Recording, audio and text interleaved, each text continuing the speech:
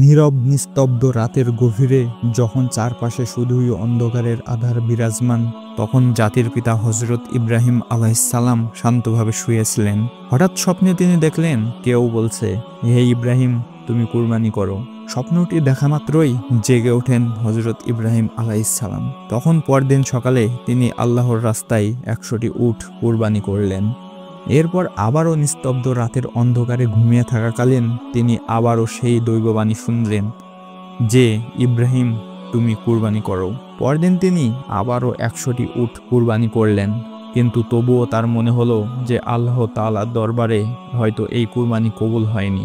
তাই পরদিন তিনি আবার যখন বিছানায় শুয়েছিলেন, তখন আবারও ভেসে আসলো সেই দৈববাণী, হে ইব্রাহিম, তুমি আল্লাহর রাস্তায় তোমার সবচাইতে প্রিয় বস্তুটিকে কুরবানি করো। পরদিন সকালে হযরত ইব্রাহিম আলাইহিসসালাম ভাবতে লাগলেন, আমি তো পরপর ২ দিন ২০০ উট আল্লাহর রাস্তায় কুরবানি করলাম, কিন্তু আল্লাহ তাআলা কি আমার এই কুরবানি কবুল করেননি? তাহলে কি চাচ্ছেন আল্লাহ রাব্বুল আলামিন? অনেক চিন্তা ভাবনার পরে ইব্রাহিম আলাইহিসসালাম দেখলেন আল্লাহর রাব্বুল আলামিন তাকে স্বপ্নে বলেছেন যে, ইব্রাহিম, তুমি তোমার জীবনের সবচাইতে প্রিয় বস্তুটিকে আমার রাস্তায় কুরবানি করো। তখন ইব্রাহিম আলাইহিসসালাম চিন্তা করে যে এই পৃথিবীতে তো আমার সবচাইতে প্রিয় বস্তু হলো আমার সন্তান ইসমাইল। অনেক চেষ্টার পর অবশেষে হযরত ইব্রাহিম আলাইহিসসালামের বয়স যখন ৮৬ বছর হয়েছিল, তখন তার সন্তান হযরত ইসমাইল আলাইহিসসালামের জন্ম হয়। এই সন্তানটি ছিল ইব্রাহিম আলাইহিসসালামের সবচাইতে প্রাণের ও মহব্বতের সন্তান, কেননা এত বার্ধক্য বয়সে তিনি একটি সন্তান লাভ করেছিলেন। এই সন্তানটি ছিল তার বংশধারা জারি রাখারই একমাত্র মাধ্যম। কিন্তু আল্লাহ রাব্বুল আলামিন যখন তাকে তার প্রিয় বস্তু কুরবানি করার জন্য আদেশ দিলেন, তখন ইব্রাহিম আলাইহিসসালাম মনে মনে দৃঢ় সংকল্প করে বললেন, এটাই যদি আল্লাহর অভিপ্রায় হয় যে আমার সবচেয়ে প্রিয় জিনিস অর্থাৎ ইসমাইলকে তার রাস্তায় কুরবানি করতে হবে, তাহলে আমি পিছু পা হব না। আল্লাহর মহব্বত ও ভালোবাসা পাওয়ার জন্য দুনিয়ার কোনো কিছুই আমার জন্য বাধা হয়ে দাঁড়াতে পারবে না। এরপরে হযরত ইব্রাহিম আলাইহিসসালাম তার একমাত্র পুত্র ইসমাইলকে আল্লাহর রাস্তায় কুরবানি করার জন্য দৃঢ় সংকল্প করলেন। যেই ভাবা সেই কাজ। ইব্রাহিম আলাইহিসসালাম তার সন্তান বালক ইসমাইলকে ডেকে বললেন, ওহে বৎস, তুমি গোসল করে সুন্দর সুসজ্জিত কাপড় পরে তৈরি হয়ে নাও, আমি তোমাকে নিয়ে একটি দাওয়াতে যাব। শিশু ইসমাইল আলাইহিসসালাম ছোটবেলা থেকেই আত্মীয় স্বজন ও পিতার মহব্বত ছাড়াই লালিত পালিত হয়েছিলেন। ছোটবেলা থেকেই পিতা তার সঙ্গে ছিলেন না। যখন বালক ইসমাইল আলাইহিসসালাম শুনলেন যে পিতা তাকে নিয়ে এক জায়গায় দাওয়াতে যাবেন, বালক ইসমাইলের মনে তখন আনন্দে আত্মহারা হয়ে উঠল। তখন তিনি মাতা হাজেরার কাছে গিয়ে বললেন, আম্মাজান, আপনি কি শুনেছেন? আব্বাজান আমাকে বলেছেন আমাকে নিয়ে তিনি দাওয়াতে যাবেন। ও আম্মাজান, আপনি তাড়াতাড়ি করে আমাকে গোসল করিয়ে দিন আর উত্তম পোশাকে সজ্জিত করে দিন, আমি আব্বার সাথে দাওয়াতে যাব। আমার যে আর তর সইছে না। তখন বিবি হাজেরা বললেন, সত্যিই কি তিনি তোমাকে দাওয়াতে নিয়ে যাবেন? হযরত ইসমাইল আলাইহিসসালাম বললেন, আপনি তাকেই জিজ্ঞাসা করে দেখুন। এরপর বিবি হাজেরা আলাইহিসসালাম ইব্রাহিম আলাইহিসসালামকে জিজ্ঞাসা করলেন, ও আমার প্রাণের স্বামী, আমি শুনলাম আপনি ইসমাইলকে নিয়ে একটি দাওয়াতে যাবেন। ইব্রাহিম আলাইহিসসালাম বললেন, ও হাজেরা, তুমি ঠিকই শুনেছ। ইসমাইলকে তুমি গোসল করিয়ে সুন্দর পোশাকে সুসজ্জিত করে দাও, আমি তাকে নিয়ে এক দাওয়াতে যাব।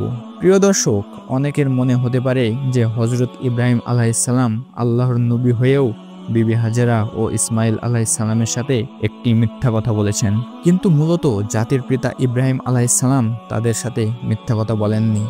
গভীরভাবে যদি চিন্তা করা হয়, তাহলে ইব্রাহিম আলাইহিসসালামের এই কথাটি সঠিক ও বাস্তবসম্মত ছিল, কেননা তিনি তো ইসমাইল আলাইহিসসালামকে নিয়ে আল্লাহর একটি দাওয়াতেই যাচ্ছিলেন। এরপরে বিবি হাজেরা আলাইহিসসালাম বালক ইসমাইলকে উত্তম রূপে গোসল করিয়ে সুন্দর পোশাকে সুসজ্জিত করে দিলেন। অতঃপর তাকে স্বামীর হাতে তুলে দেওয়ার পূর্বে বললেন, ও আমার প্রাণের স্বামী, ইসমাইলকে আমি ছোট থেকে এই পর্যন্ত লালন পালন করেছি, কিন্তু এর মধ্যে আমি তাকে একবারের জন্যও আমার দৃষ্টির আড়াল করিনি। ও আমার প্রিয় স্বামী, আপনি সব সময় তাকে দেখে রাখবেন, কখনোই আপনি তাকে আপনার চোখের আড়াল করবেন না। যতক্ষণ পর্যন্ত না আপনি আর ইসমাইল আমার কাছে ফিরে আসছেন, ততক্ষণ পর্যন্ত আমি উদ্বিগ্ন থাকব এবং আপনাদের পথের দিকেই চেয়ে থাকব। হযরত ইব্রাহিম আলাইহিসসালাম বিবি হাজেরার এই কথা শুনে কোনো কিছুই আর উত্তর দিতে পারলেন না। তার হৃদয়ের মধ্যে যেন এক তুফান বয়ে যাচ্ছিল। তিনি মুখ ফুটে কোনো কথা বিবি হাজেরাকে আর বলতে পারছিলেন না। তার চোখের পানি যেন দু চোখ বেয়ে বেরিয়ে আসতে চাচ্ছিল, কিন্তু তিনি তার চোখের পানিগুলোকে আল্লাহর রব্বুল আলামিনের মহব্বতের দাঁড়িয়ায় চাপা দিয়ে রেখেছিলেন। এরপরে হযরত ইব্রাহিম আলাইহিসসালাম বালক ইসমাইলকে নিয়ে চলতে লাগলেন মিনা পাহাড়ের দিকে। অভিশপ্ত ইবলিস যখন দেখল যে জাতির পিতা হযরত ইব্রাহিম আলাইহিসসালাম আল্লাহ রাব্বুল আলামিনের আদেশ পালন করতে দৃঢ় সংকল্প করেছেন, তখন তার আর সহ্য হলো না। সে বলতে লাগলো, হায় রে আমি ইবলিস, মানব জাতির জন্য আমি বেহেশত থেকে বহিষ্কৃত, চিরমর্দু ও জাহান্নামী। অথচ সেই মানব জাতির এক সন্তান ইব্রাহিম আল্লাহর আদেশ পালন করে তার প্রিয় ভাজন হবে। এটা আমি কিভাবে সহ্য করব? কোনোভাবেই এটা হতে দেওয়া যাবে না। ইব্রাহিমকে এই কাজ থেকে যেভাবেই হোক আমাকে ফিরিয়ে আনতে হবে।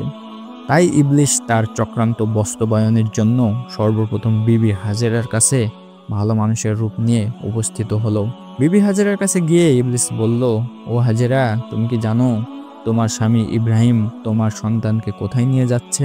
বিবি হাজেরা বললেন, কেন, কি হয়েছে? তিনি তো তাকে দাওয়াতে নিয়ে যাচ্ছেন।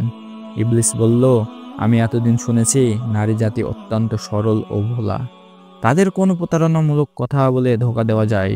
তোমার স্বামী তোমাকে ধোঁকা দিয়েছে। বিবি হাজেরা ইবলিসের মুখের কথা শুনে বললেন, তুমি এসব কি কথা বলছো? আমার স্বামী আল্লাহর নবী, তিনি কিভাবে আমাকে ধোঁকা দিতে পারেন? আমি তোমার কথা বিশ্বাস করি না। সত্যিটা কি, তুমি আমাকে বুঝিয়ে বলো। ইবলিস বলল, ও হাজেরা, ইব্রাহিম তোমার পুত্র ইসমাইলকে মিনা পাহাড়ে নিয়ে যাবে এবং তাকে কুরবানি করে দেবে।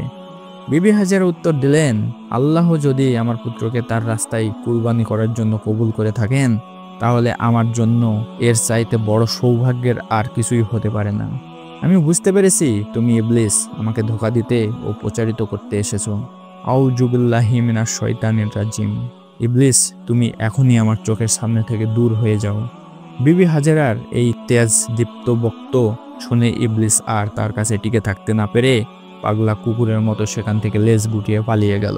ইবলিস যখন দেখলো বিবি হাজেরাকে কাত করা যায় না, তখন সে ইসমাইল আলাইহিসসালামের কাছে গেল। তিনি কিছুটা ইব্রাহিম আলাইহিসসালামের পিছনে পিছনে ছিলেন।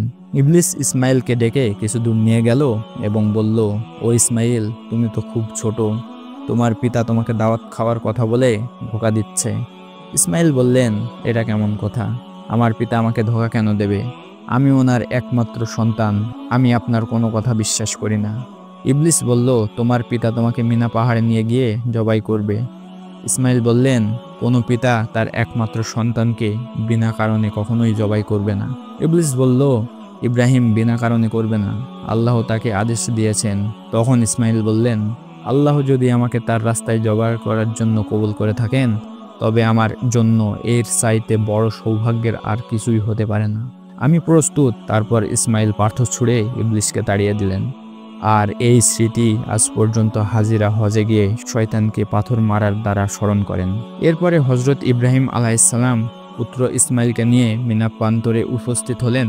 এরপর ইসমাইলকে জবাই করার পূর্বে জাতির পিতা হযরত ইব্রাহিম আলাইহিসসালাম তার সাথে পরামর্শ করলেন এবং বললেন, হে বৎস, আমি স্বপ্ন দেখেছি যে তোমাকে আমি জবাই করছি।